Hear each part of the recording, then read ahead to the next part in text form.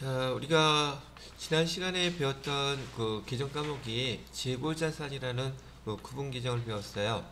그 재고자산이라고 얘기하는 것은 기본적으로 판매 목적이라는 거 설명을 해드린 거 기억하실 것이고요.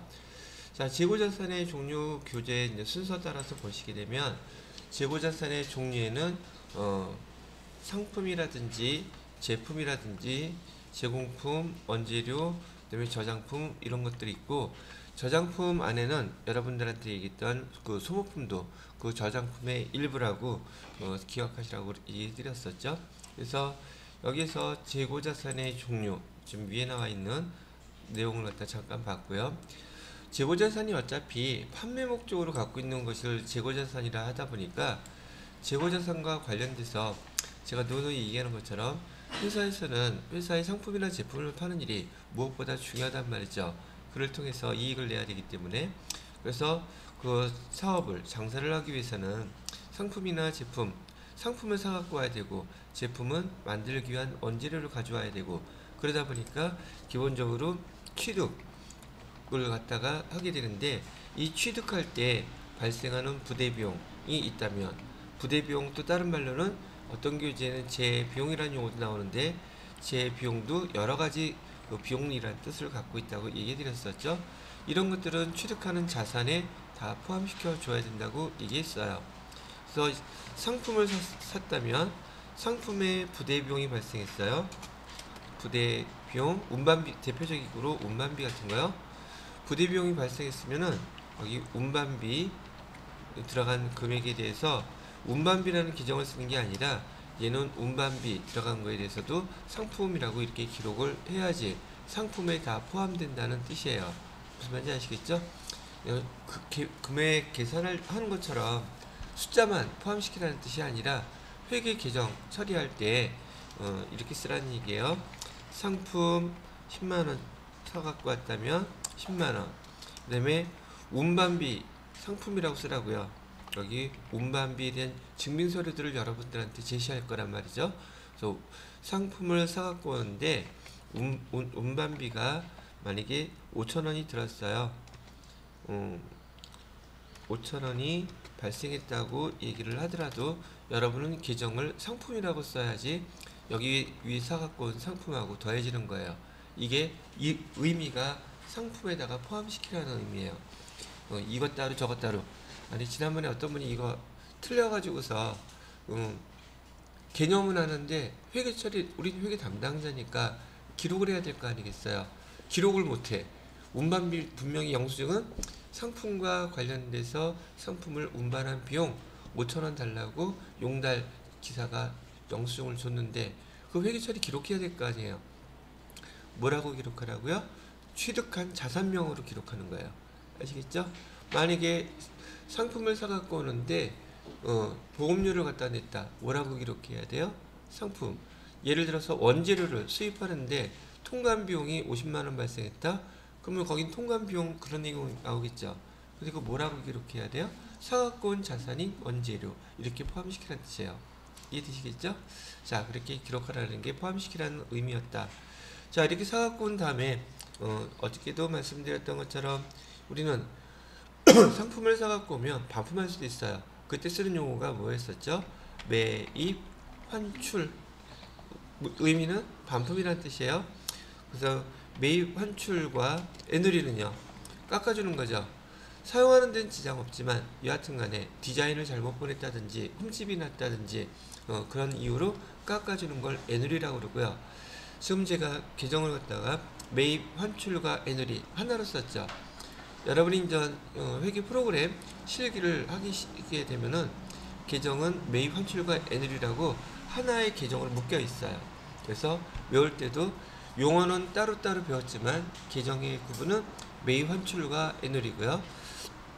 그 다음에 결제 대금의 결과와 관련되어 있는 매출이 아니라 매입, 할인이라는 용어를 어떻게 같이 설명해 드렸었어요.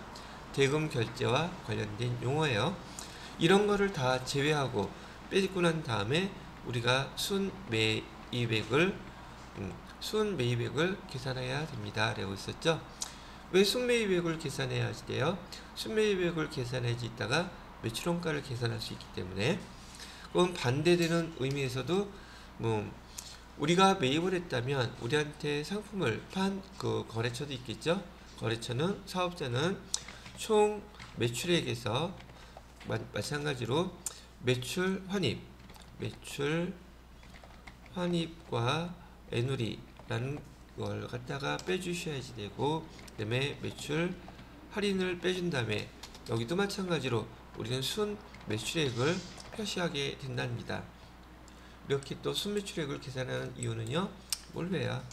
매출원가 계산하기 위해서죠. 그래서 어저께 매출원가 계산하는 거 여러분들이 요 포맷은요, 여기 지금 회계 1급에서 배우지만 배우고 난 이후로는 그냥 생활하듯이 아주 많이 등장하게 되는 것들이라서 꼭 요 표로 잘 기억해 두시라고 제가 말씀을 해드렸죠.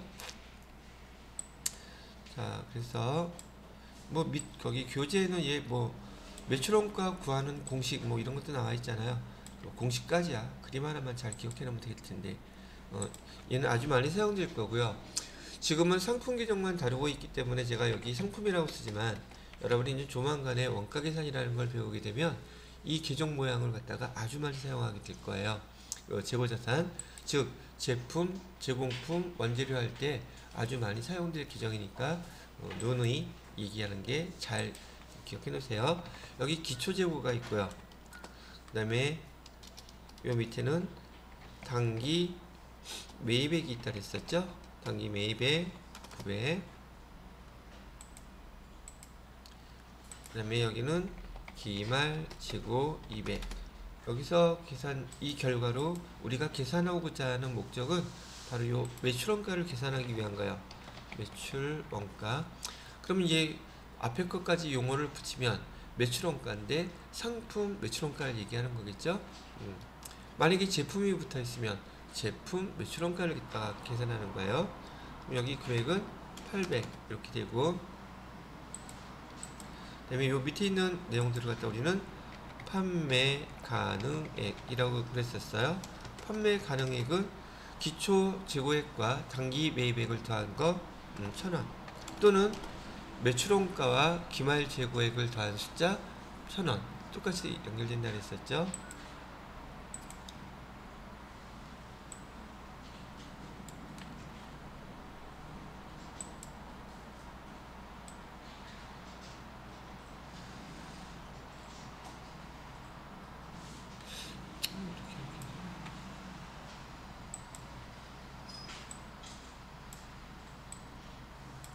자, 뭐 이렇게 표시해드리고 매출원가 이 구하는 공식은 필요 목적 이유 자체가 우리가 상품을 판매하게 되면 그냥 상품 매출이라고 하는 그냥 전체 총 계정 금액을 쓰기 때문에 상품 매출 금액 안에는 우리 원가도 이익도 다 포함이 돼서 1년 동안 계속 기록하다가 우리가 원가하고 이익 한 번 정도는 구분해서 나눠줘야 될 필요가 있다 그랬었죠. 그래야지 손익계산서가 작성이 되니까 여기서 매출액과 매출 원가를 빼게 되면 매출 총이익이 계산이 되는데, 지금 현재로서는 여러분이 회계 1급 기준에서는 여기 매출 총이익 얘를 갖다 알고 싶어하는 목적이 원가하고 이익을 구분하기 위한 거니까 여기까지 물어보는 게 보편적일 거란 말이에요. 근데 여러분이 요즘은 이제 회계 1급에서도 여기 손익구분을 연결시켜 가지고 매출원가를 계산하고 난 다음에 매출원가를 계산하라고 할지 기초 재고액을 계산하라고 할지 이 네 가지 숫자 중에서 세 가지를 알려주면 하나는 자동으로 계산할 수 있죠. 그 결과 계산한 다음에 영업이익을 갖다가 물어볼 수도 있어요. 그러면 여기 영업이익은요, 판관비를 빼고 난 다음에 영업이익이 계산되죠. 이 수식을 모르고 있다면 영업이익은 얼마입니까? 라고 물어봤는데 여기에 해당되는 자료들을 다 빈칸을 채우다 보면 영업이익은 얼마가 돼요? 라고 판단하는 게 여러분이 이제 계속 급수가 올라가면서 물어보는 질문의 난이도예요. 요것만 물어보면 뭐 회계 2급 정도 되는 거고, 이하고 연결시켜서 물어보면 회계 1급, 밑에 것까지 연결시키게 되면은 세무 2급, 그보다 더 밑으로 연결시키면은 세무의 1급. 이런 식으로 이 문제의 형태는 정해져 있는데 걔를 갖다가 좀 더 많은 정보를 줘서 그 문제를 풀게끔 하면 여러분의 급수가 더 높아지는 거예요. 자, 그런 차원으로 설명을 해드린 거고요. 자, 여기서 한번 하나 더 짚고 넘어가야 될 것은 단기매입액 이 숫자를 계산하기 위해서는 단기매입 숫자를 계산할 때는요, 우선 아까 얘기했던 부대비용은 더해줘야 되고, 그 다음에 여기 조금 전에 얘기했던 매입 환출이라든지 매입 환출, 그 다음에 매입 애놀이, 매입 할인, 이거는 빼야지만이 단기 매입액, 즉 순 매입액이 계산이 돼요. 다시 말해서 여기 자리에는 순 매입액이 기록돼야 된다는 얘기를 해드린 거예요. 순 매입액. 자, 그 다음에 여기 매출액이요. 매출액은 어저께도 얘기해드렸던 것처럼 여기 요런 것들을 총 매출액에서 요런 것들을 뺀 순 매출액이 여기에 들어가야지 돼요. 그래서 여러분들 자격시험 문제나 기출문제 풀 때 보시게 되면은 매출액이라고만 나와 있고 거기 보기에 애누리 할인 이런 용어가 나와 있으면 그 매출액은 총 매출액을 뜻하는 거예요. 그렇기 때문에 그런 걸 빼주고 순매출액을 계산해서 요 산식에다가 적용을 시켜야지만이 된다고 얘기해 드리는 거죠.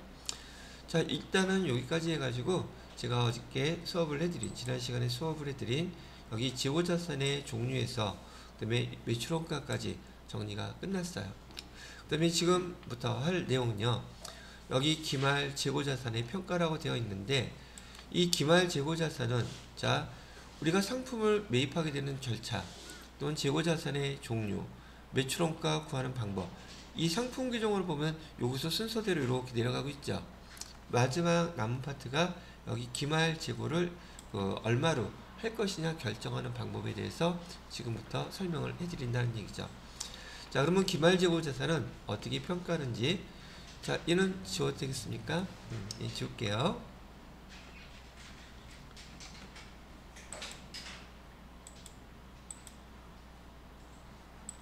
자, 기말 재고라고 하면요, 기말은 12월 31일이죠. 우리 회사에서는 전 결산이라는 걸 해요. 결산을 하게 되면 지금 여러분이 아까 보셨던 것처럼 기말 재고가 얼마가 된지 알아야지만이 매출원가가 결정될 수 있겠죠. 기말 재고를 모르는데 매출원가가 결정될 수는 없어요.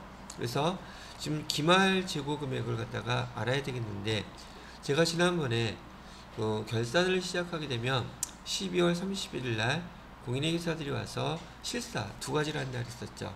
실사 두 가지 뭐 한다 그랬어요? 현금 실사하고 재고 실사한다 그랬죠.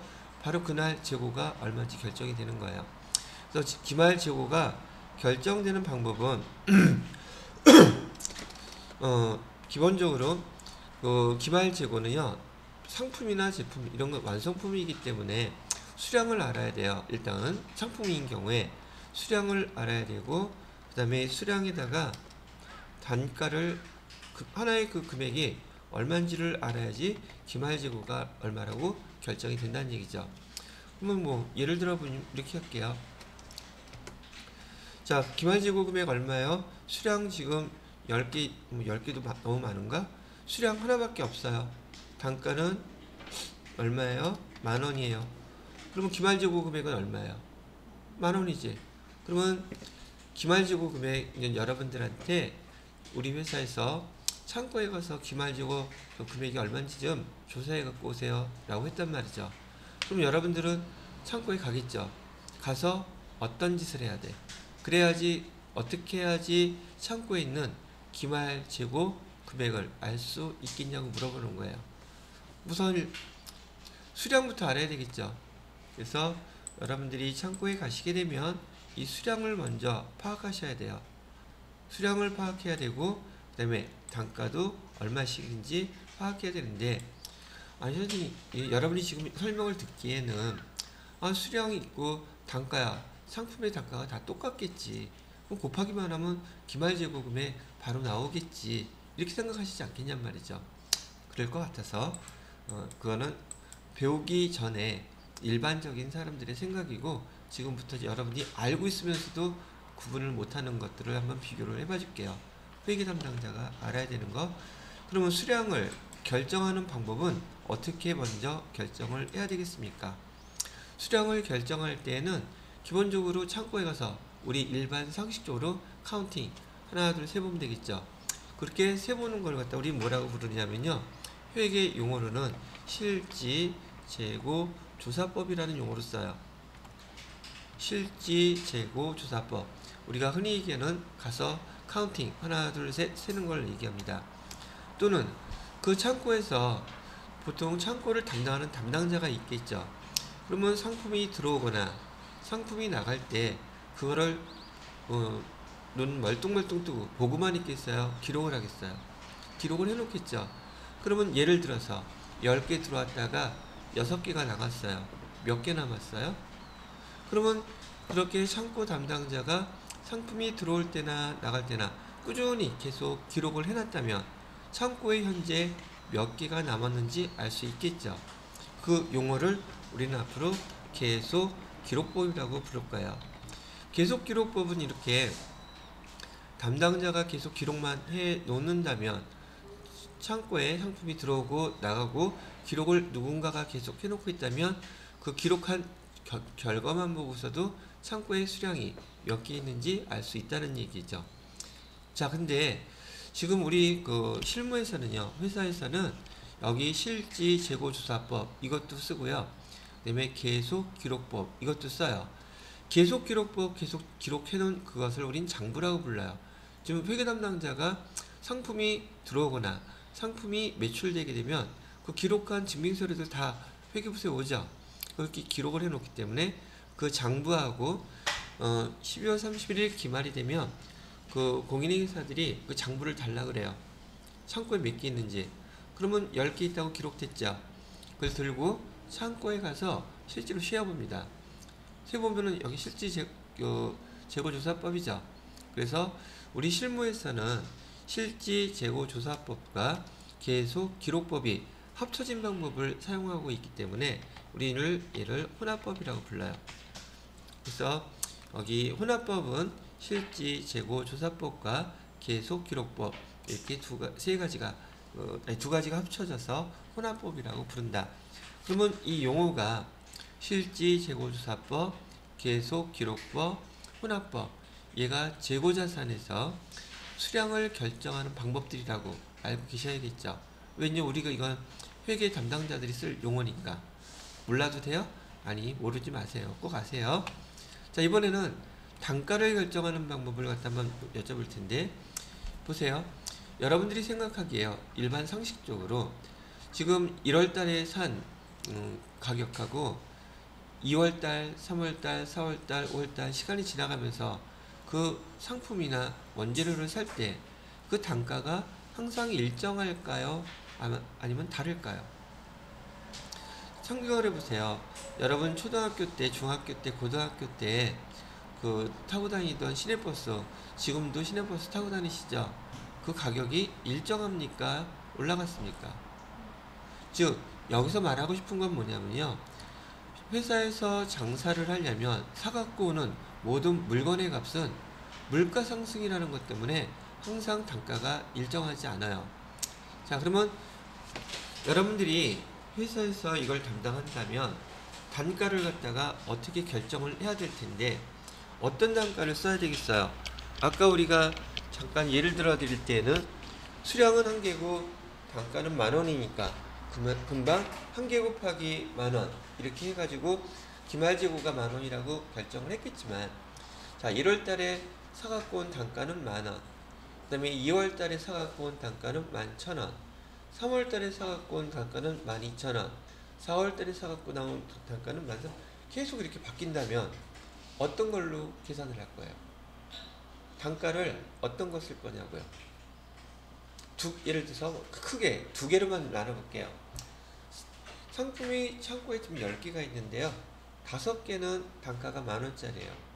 나머지 5개는 단가가 11,000원짜리예요.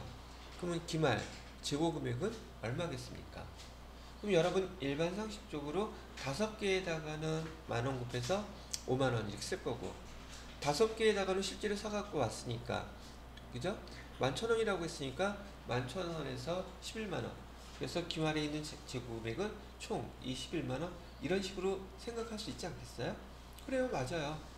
그러면 10개가 단가가 다 다르다면 다 따로따로 계산해서 이렇게 해야겠구나 생각할 수 있겠죠. 단가가 일정하지 않단 말이에요. 그래서 모든 회사들에서는 상품이나 제품을 담당하는 이런 단가 결정을 할 때, 결산할 때 이 단가 결정하는 방법이 상당히 중요하더란 말이죠. 왜냐하면 자 봐요. 지금 제가 설명하는 내용들을 말로 그 흐름이나 배경 상황을 이해를 해야지 교재나 제가 뭐 자격시험에서 이렇게 저렇게 나오고 문제에서 물어봐도 말뜻을 알아듣는 거지, 여러분이 그냥 문제만 많이 풀어본다고 해서 실력이 되는 게 아니에요. 배경 지식이 없으면 문제에서 물어보는 요점이 뭔지도 파악이 안 되는 상황이라는 말이죠. 그래서 이 단가를 결정할 때에는 지금 아까 말씀드렸던 것처럼 하나하나 제품을, 상품을 사갖고 올 때마다 하나씩 거기에다가 여러분 그 의류 같은 거 택 작업 많이 하죠. 다이소에 가면 모든 상품들에 택 같은 거 붙어 있죠. 그쵸? 팔 때 말고 사갖고 올 때마다 단가가 얼마인지 기억을 할 수가 없으니까 그 상품에다가 택 작업해서 하나하나 관리를 하게 되면 원가가 얼마인지, 사갖고 온 거 어딘지 그런 거 다 일일이 알 수 있겠죠. 며칠날 어느 거래처에서 얼마에 사갖고 왔다, 하나씩 상품마다 관리하는 방법, 그걸 우리는 개별법이라고 불러요. 그리고 보편적으로 물가는 상승했지 물가가 더 떨어진 거 있어요? 여러분 중학교, 고등학교 때 다닐 때 떡볶이 먹죠? 안 먹어요? 김떡순 안 좋아해요? 먹었을 거 아니야. 가격이 똑같은 거야? 아 이거 옛날 생각나. 옛날에 학교 다닐 때 내가 여기서 많이 먹었는데 가서 띠익하니 먹었더니 아 그때 500원이었는데 지금 얼마래? 1,000원 달래. 물가가 많이 올랐네요. 그 얘기 안 해요? 물가는 항상 오르게 돼 있어요. 내려가는 경우는 드물어요.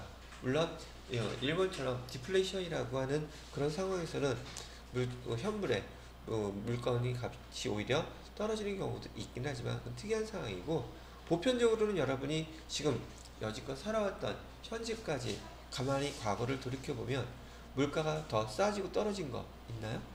없죠.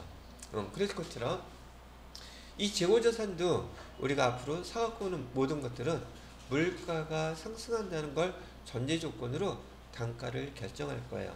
물론 월 단위로 따졌을 때 잠깐 올라갔다 떨어지는 경우도 있기는 하겠지만은 보편적으로는 가격이 올라간다는 게 전제 조건이에요.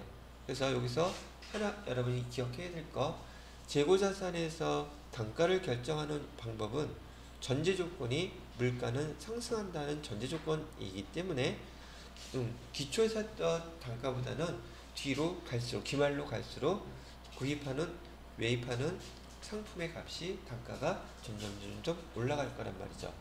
그러니까 단가가 여러 가지가 이제 생기다 보니 단가를 어떻게 결정해야지 되는지가 이슈가 되겠죠. 그래서 단가 결정하는 방법을 지금부터 제가 써드린다는 얘기죠. 근데 여러분들은 영어 얘기하면 그냥 소름 돋고 괜히 멀어지고 막 그러지 않아요? 안 그래요? 그러면 영어로 할게요. 물가 상승을 우리 흔하게 쓰는 외래어로 인플레이션이라고 부르는 거 알죠? 우리 재고자산의 단가 결정하는 방법은 물가 상승 또는 인플레이션을 전제 조건으로 하는 거예요.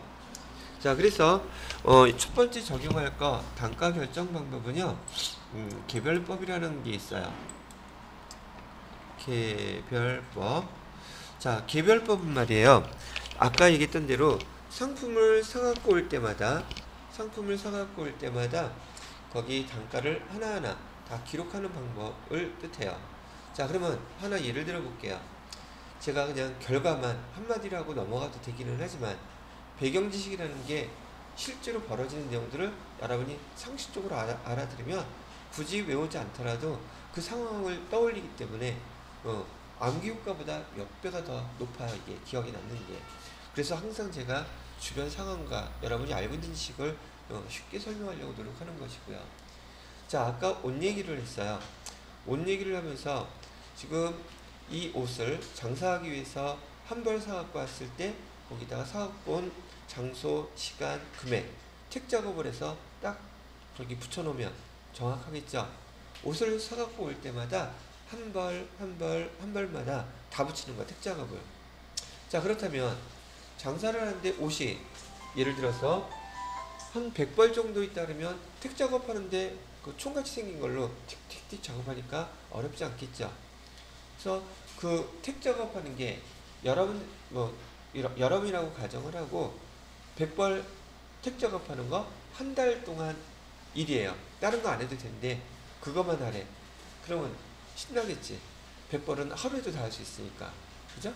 1000벌이면 조금 시간 가겠지? 10,000벌이면 조금 더 가겠지? 10만 벌이면 한 달 내내 해야 되겠지? 100만 벌이면 혼자서는 못하겠지? 즉, 이 개별법은 말이에요. 정확하긴 해요. 물량의 흐름이라든지 우리가 사갖고 온 시간, 장소, 금액까지 너무너무 정확한데 얘는 관리하기 위해서는 시간이, 돈이 엄청나게 들어가. 그러니까 일반적인 회사에서는 얘를 작업할 수가 없다는 얘기죠. 제가 다녔던 의료회사에서 보통 80만 벌이에요. 그럼 그 택 작업만 해도 장난 아니겠죠. 근데 이 개별법은 재고자산의 단가 결정하는 방법 중에서 제일 이상적인 방법이에요. 훌륭하다죠. 정확하고. 그런데 뭐가 많이 발생한다? 관리하기 위해서는 원가가, 비용이 많이 들어가요. 근데 우리 주변에서 이 개별법을 사용하는 곳이 있어요. 여러분들 맨날 보는 곳 중에 하나예요. 물건 살 때 포스로 티직 쏘는 거 있죠. 그게 개별법이에요. 근데 그런 그 포스기가 설치되어 있는 업종의 특징은 전국망을 갖고 있는 유통회사만이 그런 걸 주로 많이 써요. 왜? 전국에 있는 걸 다 관리할 거니까. 근데 그 포스 시스템을 갖다가 어디선가 집계하는 데가 있겠죠. 그거 설비하는데 그게 엄청난 돈이 들어가요. 근데 전국망을 갖고 있기 때문에 여기 보통 여기 편의점들 있죠. 그 다음에 할인 매장들 있죠. 그 다음에 백화점 같은 것들 있죠. 즉 포스나 그 바코드 그런 걸 관리하는 것들은 바로 이 개별법을 쓰고 있는 거예요. 그래서 얘를 우리는 뭐라고 부르냐면 여러분이 많이 했던 포스 시스템이라고 불러요. 예로 하나 들려드린 거예요. 포스. 이 포스라고 하니까 이 포스가 또 뭐예요? 영어를 배울 보면 포인트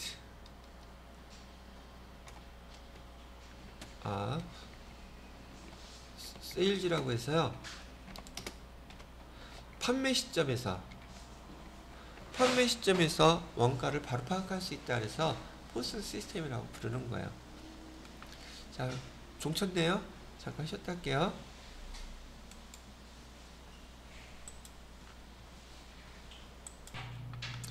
자, 이렇게 해서 단가를 결정하는 방법은 개별법, 가장 이상적이고 그 재고 관리할 때 가장 훌륭한 방법이기는 하지만 지금 얘는 단점이 관리하기 위해서는 돈이 많이 들어가더라는 단점이 있기 때문에 일반 기업에서는 이 개별법 말고 다음과 같은 4가지 방법을 주로 사용한대요. 첫 번째로는 선입 선출법, 두 번째로는 이동 평균법, 세 번째로는 총 평균법, 마지막으로는 후입 선출법. 이 4가지 방법을 사용합니다. 근데 이 4가지 방법의 공통점은 아까 말씀드렸던 대로 얘네들은 물가 상승을 전제 조건으로 해요.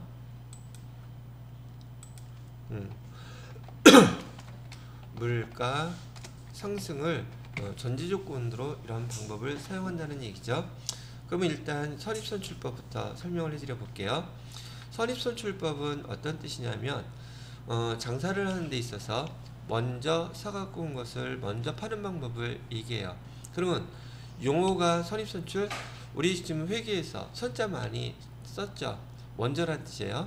이미 선입, 먼저 들어온 게 선출, 먼저 내보낸다는 뜻이라는 얘기죠. 자, 그러면 예를 한번 생각해 보세요. 우리 일상생활에서 여러분이 물건을 사러 갔을 때 그 장사하는 그 사장님이 먼저 사갖고 온 것을 먼저 팔아야 되는 그런 품목이 있겠죠. 어떤 것들이 대표적인가? 이 장사하시는 분은 먼저 사갖고 온 거 먼저 무조건 팔아야 돼. 어떤 종목이 있어요? 식료품 같은 경우는 유통기간이 짧죠. 그러니까 장사하는 입장에서는 먼저 사갖고 온 거 먼저 팔아야지. 최근에 사갖고 온 거는 나중에 팔아야지 유통기간이 길고 그다음에 놔두고 다 팔 수가 있겠죠. 그래서 여러분들이 여기 마트 같은 데 가보시게 되면은요, 저녁 8시, 9시, 10시 넘어가면 그날 넘어가면 안 되는 것들, 우선 안 그러면 폐기 처분하든지 또는 판매가 불가능하니까 걔네들 싸게 사게 되겠죠. 그럼 여러분들이 마트에 갔을 때 언제 그 시간에 가면 어떤 품목을 갖다가 뭐 보통 최소한 30%에서 50%도 싸게 준단 말이죠. 그러면 똑같은 거 살 거라면 아침에 가는 게 낫겠어요? 저녁에 가는 게 낫겠어요? 그것도 돈을 아낄 수 있는 방법이잖아요. 근데 그런 거 생각하시나요? 돈을 좀 배웠으니까 생각하세요. 그래서 여기 이마트, 홈플러스, 그다음에 우리 주변에 있는 롯데마트 이런 데에서는 그 시간이 한 9시, 10시 가게 되면은 시간대는 그때 가서 쇼핑하는 거예요. 살 게 있다면. 왜? 뭐 개인 소비할 때는 시간은 어느 정도 여유가 있잖아요. 판매는 못 하는 거지만 특히 예전에 제가 많이 했던 게 그 빵이었던 것 같아. 저희 집이 여친이 빵을 좋아해서 빵 같은 거 가면은 되게 많이 싸단 말이죠. 뭐 묶음으로 해서 팔고 그러니까. 근데 그걸 저는 어떻게 하느냐면, 저는 이런 유통 할인점을 다녔었잖아요, 직장으로. 그래서 거기서 했던 것 때문에 어떤 게 언제 가면 많이 싸다는 건 알지만 여러분들도 금방 쉽게 아는 것들이에요. 아이 그거 뭐 몇백 원, 몇천 원, 몇백 원, 몇천 원, 그걸 우습게 생각하면 안 돼요. 크게 생각하셔야지. 우리 절약하고 있는 방법이고, 그게 생활 습관이 되잖아요. 여러분 나중에 자녀들한테도 아주 큰 도움이 될 거예요. 돈을 쓰는 방법인 거예요, 그거는. 그렇겠죠? 적은 돈으로 더 효율적으로 쓰는 게 경제 논리잖아요. 그럼 내 마인드는 경제하고 먼 사람이에요? 가까운 사람이에요? 지금 우리가 배우는 건 돈에 대해서 배우는 거잖아요. 그죠? 자, 그래서 식료품을 갖다가 선입선출법으로 대표적인 케이스라고 얘기한단 말이죠. 자, 그렇다면은 여러분들은 쇼핑할 때, 아니 그 매장에서는 진열할 때 최근에 사갖고 온 걸 앞에다가 진열을 할까요? 뒤에다가 진열을 할까요? 그럼 여러분들은 살아갈 때 앞에 거부터 살까요? 뒤에 거부터 살까요? 뒤만 보면 다행이지, 날짜까지 보잖아. 그런데 그럼 이렇게 진열을 해놓는 게 의미가 있을까? 없을까? 여러분 같은 사람만 가지는 않아요. 나 같은 사람도 가면은 나도 뒤에 거 살까요? 아니요. 나는 그냥 앞에 거 아무거나 빨리 사고 가요. 그죠? 즉 그거에 관심 없는 사람들은 앞에 거 있는 거 바로 집어갖고 가기 때문에 그래도 진열의 효과는 있더란 말이죠. 자, 그 다음에 중간에 있는 이동평균법과 총평균법은 차후에 설명하기로 하고요. 우선 맨 앞에 있는 것과 맨 뒤에 있는 거, 요거는 요 이동평균법하고 총평균은 뭔지 모르겠는데 두 개 다 평균이라는 용어가 들어가 있죠. 얘는 뭔지는 모르지만 평균이 또 어떤 개념인지는 아시죠? 뭔지는 모르겠지만 평균을 내는 방법이에요. 이를 갖다가 두 개 합쳐서 가중평균법이라고도 써요. 가중평균법. 근데 얘는 나중에 하고요. 맨 밑에 후입선출법을 먼저 해볼게요. 후입선출법인 경우에는 나중에 사갖고 왔는데 먼저 팔아야 되는 그런 상품은 어떤 품목이 있을까요? 여러분 주변 생활에서 다시 장사하는데 요 최근에 사갖고 온 걸 빨리 먼저 팔으려고 그래. 예전에 사갖고 온 것보다 어떤 품목이 그럴까? 얘는 여러분 손에 들고 있는 거 뭐 있어요?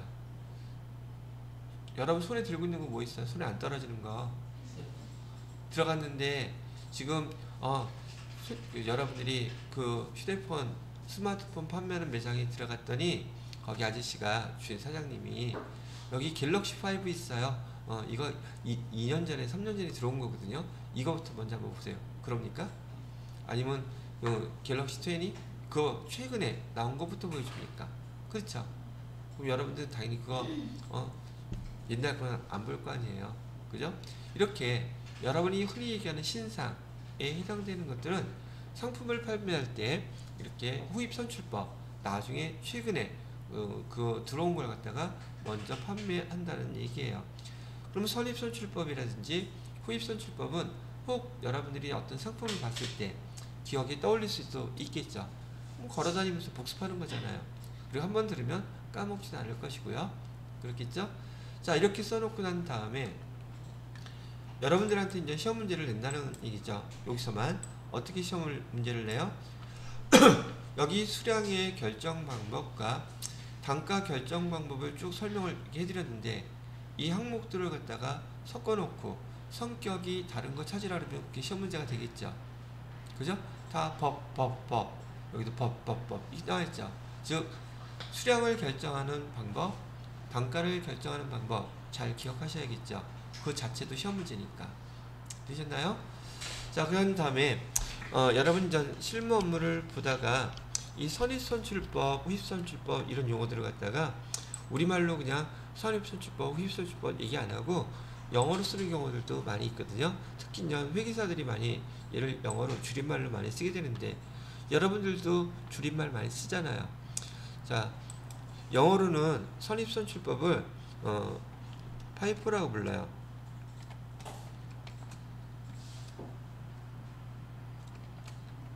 이렇게 해서는 파이포 메서드라고 부르는데 파이포라는 뜻은 영어로 first 처음 in 들어온 게 first out 먼저 나간다 그래서 앞에 있는 first in first out에 이걸 따서 파이포라고 불러요. 그럼 파이포라고 그러면 파이프 말고요.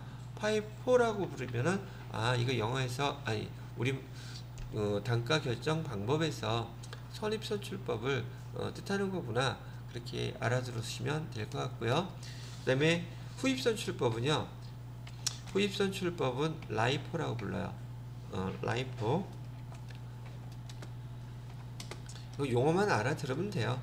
이거는 영어에서 last 마지막에 in 들어온 것이 first 처음에 나간다 그래서 라이포라고 부르고 그래서 파이포 라이포 그러면은 재고자산을 갖다가 선입선출법, 후입선출법 이런 것 용어로 쓰는 거구나. 나머지 것들은 그렇게 많이 쓰지는 않는 용어들이에요.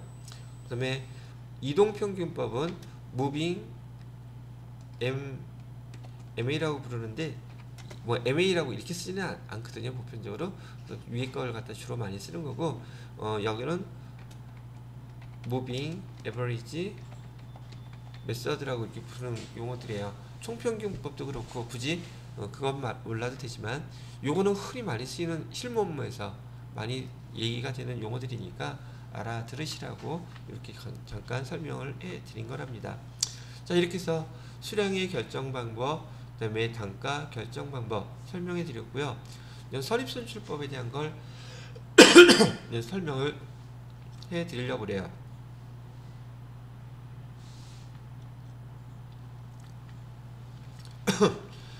이렇게 돼 있고요.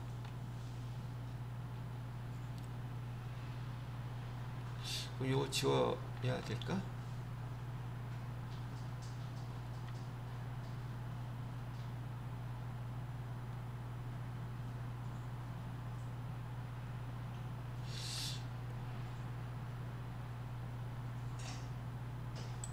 모르겠다. 캡처를 해놓고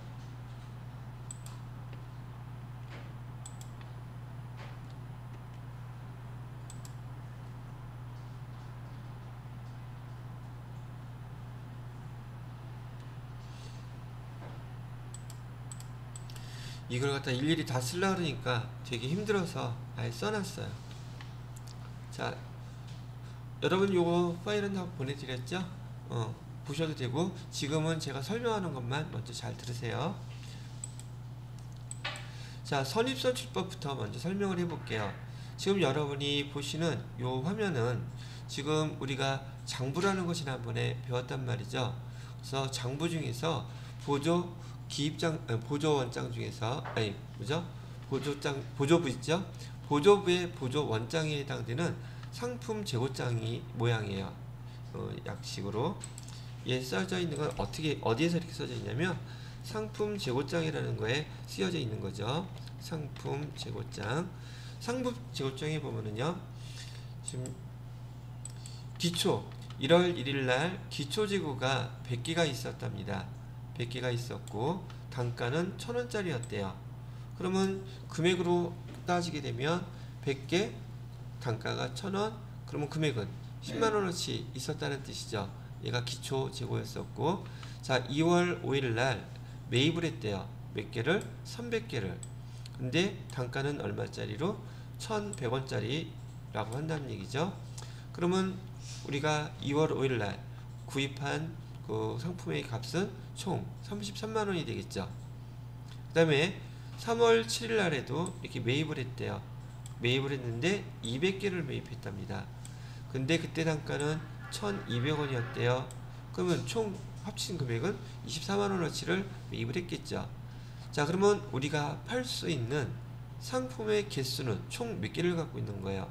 여기 총 600개를 갖고 있는 거죠. 재고가 있었는데 4월 4일 날 매출을 했대요. 매출을 몇 개를 했냐면 400개를 팔았다는 얘기예요. 자, 여기서부터 재고 자산의 금액을 결정하는 게 방법이 적용이 돼요. 400개를 팔았다면 선입선출법인 경우에는 먼저 들어온 걸 먼저 판단했었죠. 그럼 얘 100개 먼저 팔아야겠죠. 그 다음에 여기 300개를 또 팔아야 되겠죠. 됐어요? 그러면 몇 개 남았어요? 200개 남았죠. 200개 재고 금액은 얼마예요? 요거겠네요. 선입선출법으로 사용하게 되면 지금 매입 기말 재고의 금액이 얼마가 나와요? 24만원 이렇게 계산이 된단 말이에요. 이해됐어요? 자, 이번에는 후입선출법을 해볼게요. 선입선출법은 이해되신 걸로. 자, 이번에는 후입선출법으로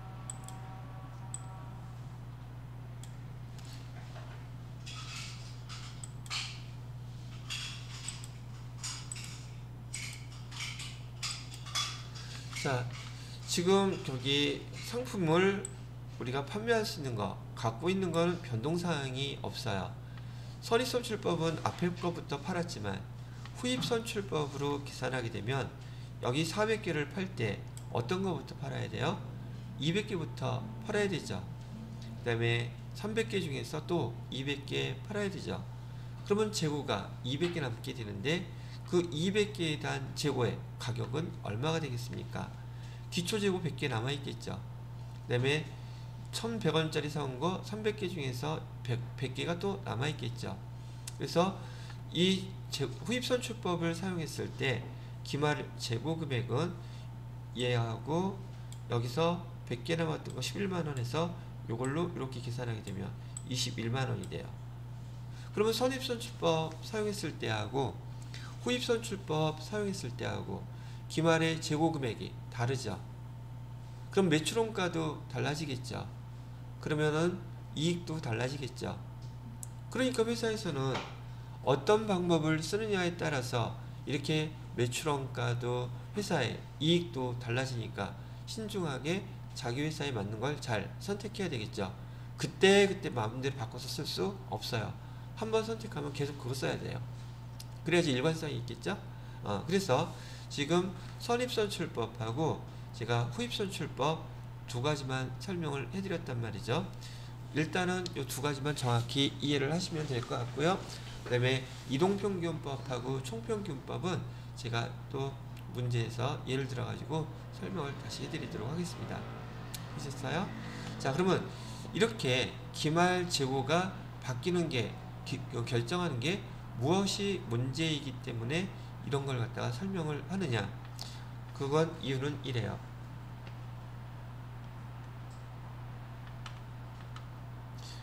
오늘 재고자산 배우는 내용은 상당히 중요하다고 제가 잠깐만 얘기해요. 지난번에는 이거 일일이 다 그냥 쓰려고 그랬더니 시간도 많이 걸리고 머리 아프더라고. 그래서 아예 이거 쓰기로 했어요. 이거는. 자, 이번에는 여기 기말재고가 결정됐을 때 아까 제가 써드린 단가 결정 방법 맨 위에 못 썼었어요. 개별법 말고 선입선출법. 이것도 하나 써놔야겠다. 자, 처음 본지 얼마 안 됐으니까 단가 결정 방법에 제일 먼저 썼던 거는 선입선출법이라고 썼고요. 선입선출법을 했을 때 기말재고 금액이 24만원 아까 이렇게 나왔단 말이죠. 두 번째는 뭘 썼느냐 하면 이동 평균법을 썼었어요. 여러분들은 요거 순서대로 기억하고 계셔야 돼요. 이동 평균법을 썼었고, 그 다음에 세 번째는 총 평균법을 썼었어요. 그 다음에 마지막으로는 후입선출법을 썼었는데, 후입선출법으로 썼을 때 기말재고 금액은 21만원이 계산됐단 말이죠. 그리고 그 기말재고자산의 대소관계, 그거는 요거 순서대로예요. 그래서 선입선출법이 제일 크고 후입선출법이 기말재고가 가장 적게 계산되는 방법이에요. 이건 기말재고 금액의 순서대로 제가 알려드린 거고요. 자, 이 원리부터 기억을 하시고요. 자, 그러면은 선입선출법으로 이게 어떻게 적용이 되는 건지를 한번 얘기를 해보게 되면, 지금 상품에서 기초재고 금액은 20만원이 있었고요. 단기에 매입한 거 50만원이라고 얘기하면 기말재고가 결정되면 거기에 따라서 매출원가도 결정이 되죠. 그죠? 그래서 선입선출법으로 기말재고는 24만원 결정됐다고 했어요. 그러면 매출원가는 얼마가 됩니까? 46만원이 되는 거죠? 그러면 후입선출법을 적용해 봤어요. 후입선출법을 적용했더니 여기 기초재고와 단기매입은 변동사항이 없겠죠. 지금 여기만 바뀌었어. 기말재고는 21만원. 그랬더니 매출원가는 얼마로 올라갔어요? 49만원으로 매출원가가 더 증가했죠. 됐어요? 자, 이거를 여러분이 좀 이해하기 쉽게 이익관계로 한번 따져볼게요. 매출액은 56만원이라고 하고 여기 매출원가는 46만원 계산됐죠. 그래서 이익이 얼마가 났어요? 4만원 났죠. 근데 후입선출법을 사용하니까 매출액 56만원은 똑같은데 매출원가가 49만원, 매출 총이익이 만원 줄어들죠. 그죠? 지금 여러분이 설명을 듣는 이 내용은 바로 이런 관계를 얘기하는 거예요. 아까 써드렸던 요 상품 계정에서 지금 재고 자산이 변동하는 거에 따라서 매출원가도 같이 덩다리로 변하고 있죠. 지금 그죠? 여기는 매출원가, 밑에는 기말재고. 얘는 지금 기초재고액과 단기매입은 픽스 정해져 있기 때문에 우리가 지금 보는 대소관계를 봤을 때 기말재고가 증가하게 되면 매출원가는 감소할 수밖에 없는 거죠. 반대로 기말재고가 감소하게 되면 매출원가는 증가하게 돼 있죠. 즉 매출원가와 기말재고는 반비례 관계에 있다는 뜻이에요. 이해되셨나요? 자, 그러면 이를 갖다가 이제 계정 명칭으로 하나 정리를 해볼게요. 여기 기말재고는요, 우리가 일단 자산이니까 자산이라고 기록을 해놓고, 매출원가는 비용계정이죠. 매출원가는 비용계정이에요. 그러면 이 자산과 비용은 반비례 관계에 있구나라는 걸 알 수도 있죠. 되셨어요? 자, 그러면 봐요. 자산이 자산이 요 옆에 걸로 그냥 할게요. 자산이 감소. 예를 들어 드리는 거예요. 요 관계만 갖고 이제 먼저 설명을 해볼게요. 자, 자산이 감소하게 되면 자산이 어떻게 해요? 여기 지금 선입선출법에서 회사에서 말이에요. 선입선출법을 사용하다가 재고자산 변경 다른 회사를 M&A를 했어요. 그러다 보니까 우리 회사한테 재고자산 관리 방법이 단가 결정 방법이 예전에는 여기 선입선출법이 맞았었는데 다른 회사 M&A하고 나니까 후입선출법으로 바꾸는 게 더 합리적이더라. 그러면 변경 신청을 할 수 있어요. 그래서 여기 선입선출법을 사용하다가 후입선출법으로 이렇게 지금 변경을 했단 말이에요. 그랬을 때 매출원가하고 이익에는 어떤 관계가 벌어지겠느냐는 걸 지금 얘기를 해주고 싶은 거예요. 자, 그러면 여기 보시게 되면 기말재고는 제가 자산이라고 표현한다 그랬죠. 여기 24만원에서 21만원으로 감소했죠. 감소했더니 비용은 여기서 보시는 것처럼 매출원가가 46만원에서 49만원으로 증가를 했죠. 그죠? 그랬더니 여기 반영한 결과 이익은 어떻게 됐어요? 여기 매출 총이익이나 다른 거 다 없다고 치면 당기순이익도 마찬가지예요. 모든 이익이 지금 금액이 증가했습니까? 감소했습니까? 금액이 4만원에서 만원으로 이렇게 감소를 했죠. 그래서 지금 여기서 이런 대소 관계를 따진다면, 자, 여기 잘 보셔야 돼요. 자산이 감소하게 되면 비용은 증가하고요. 비용이 증가하니까 당연히 이익은 반비례로 감소하겠죠. 그래서 여기 모두 이익도 감소하게 돼요. 자, 그 다음에 이익이 감소하게 되면 당기순이익이라고 가정했을 때 이 이익은 결산하면서 자본계정으로 옮겨가죠. 자본계정으로 당기순이익이 4만원짜리였었는데 만원이 옮겨가면 그 자본은 증가하겠어요? 감소하겠어요? 당연히 감소하겠죠. 얘도 자본도 감소해요. 자본도 감소하고, 그 다음에 이익이 감소했으니 세금을 내는 거, 세금은 증가하겠습니까? 감소하겠습니까? 세금도 이익이 줄어들었으니 내야 될 세금도 감소하겠죠. 그래서 얘를 뭐라고 부르냐면 법인세 비용이라고 불러요. 법인세 비용도 감소해요.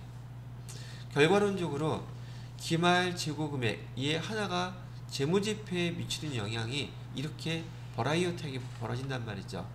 근데 이걸 처음 배우시는 여러분들이 기말 재고가 증가했다거나 감소한 결과 재무제표에, 즉 이익에, 자본에, 법인세 비용에, 그다음에 비용에 어떤 영향을 미치는지 그걸 파악하라고 얘기한다면 되게 어려운 문제가 되겠죠. 그래서 지금 여기 있는 요 내용을 가지고 여러분 요 관계를 계정들의 연결 관계를 암기해 놓으셔야 돼요.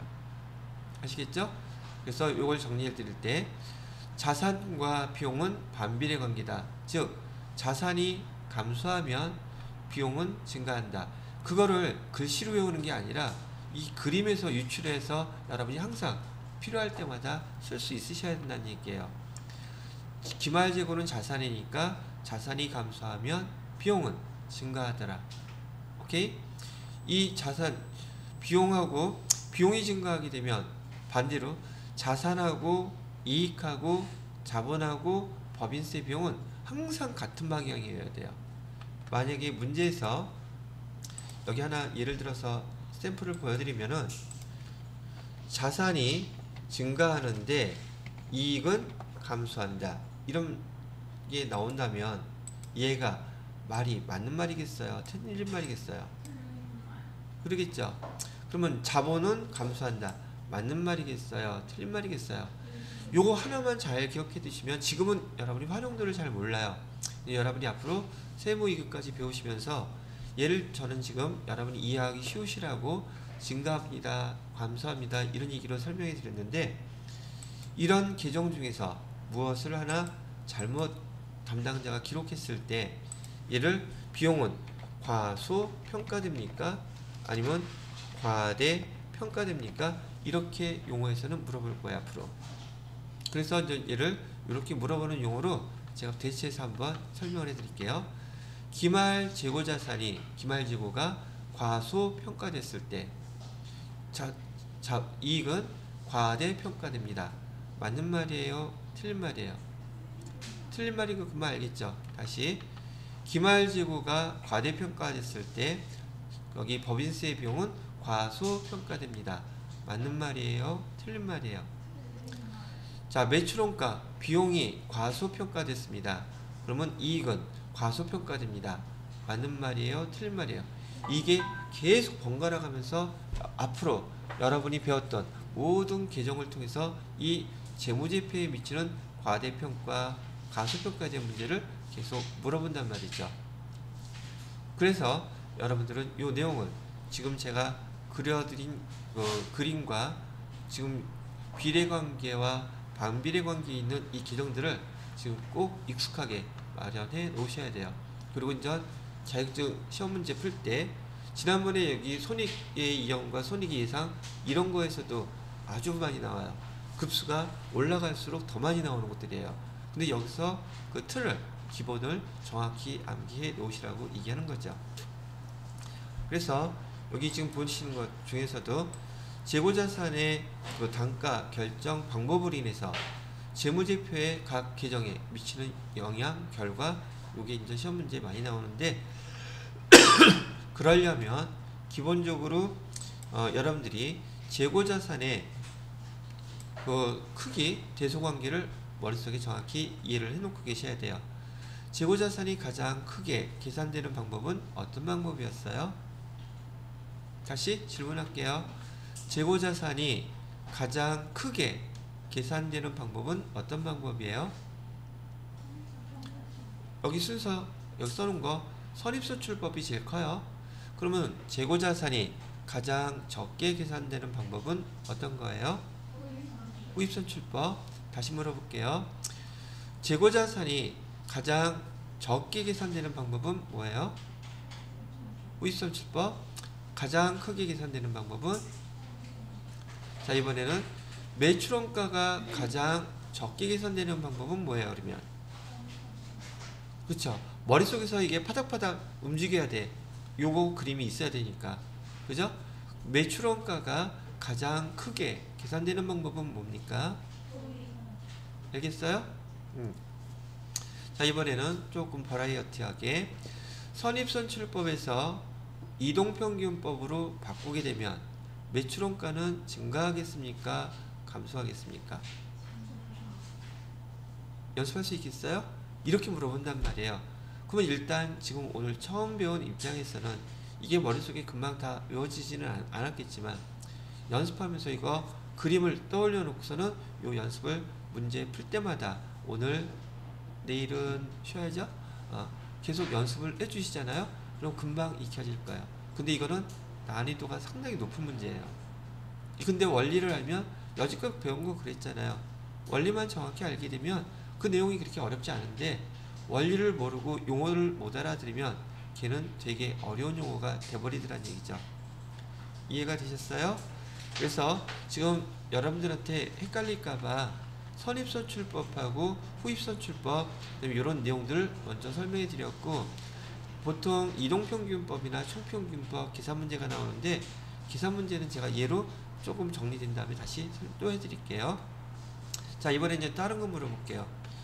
자, 이번에는 여러분이 선입선출법이란 용어하고 후입선출법을 알아들었다면 얘가 이 상품 계정에서 매출원가 기말재고에 어떤 방향으로 물어보게 되느냐면 이렇게 물어봐요. 예를 들어서 기말재고에 현재 시가가 제일 잘 반영되는 방법은 어떤 걸까요? 다시 기말재고에 현재 시가가 제일 잘 반영되는 방법은 다음 네 가지 방법 중에서 어떤 거겠어요? 그러면 현재 시가라고 얘기하는 것은 여기다가 옆에 써놓을까요? 현재의 시가가 어디에 제일 잘 반영돼? 기말재고에 제일 잘 반영되는 것은 맨 마지막에 사갖고 왔던 상품이 기말재고에 남아있으면 현재 시가를 제일 잘 반영하고 있겠죠. 그런 의미를 갖고 있어요. 다시요. 현재 시가가 기말재고에 제일 잘 반영된 방법은 어떤 거겠어요? 선입선출법이죠. 왜?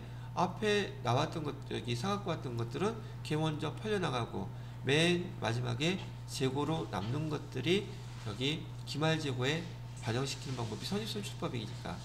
그러면 반대로 현재 시가를 제일 반영, 매출원가에 현재 시가를 제일 반영을 못하는 방법은 어떤 거예요? 현재 시가, 매출원가에 현재 시가가 제일 반영이 안 된대요. 선입선출법이죠. 선입선출법은 현재 시가가 어디에 제일 반영되는 방법이에요? 선입선출법을 썼을 경우에 현재 시가는 맨 마지막에 사온 것들은 재고에 남아있기 때문에 여기에 반영되지만 여기는 거의 반영이 안 되기 때문에 매출원가에는 시가가 반영이 제일 안 되는 방법이기 때문에 말이죠. 그죠? 근데 후입선출법인 경우에는요. 후입선출법에는 현재 시가가 어디에 제일 잘 반영되겠어요? 매출원가에 제일 잘 반영이 되겠죠. 됐어요? 이 관계는 여러분들이 선입선출법이나 후입선출법이 어떤 의미를 갖고 있는 내용인지 이해를 해야지만이 선입선출법은 맨 마지막에 사갖고 온 게 기말재고에 다 반영이 되니까 반대로 먼저 사갖고 온 거 먼저가 다 팔리니까 먼저 사갖고 먼저 팔리는 것들은 매출원가잖아요. 그죠? 거기에는 시가가 잘 반영이 안 돼요.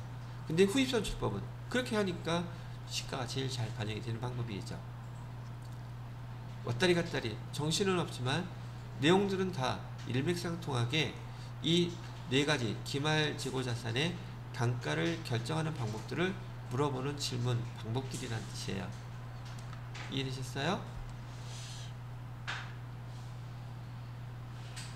자, 그래서 지금 여기 내용들에 대한 거를 갖다가 제가 설명만 계속하면 재미없으니까 교재에서는 56페이지에 기말재고자산의 평가, 수량 결정 방법, 단가 결정 방법, 서머리까지 쭉 나와 있죠. 그죠?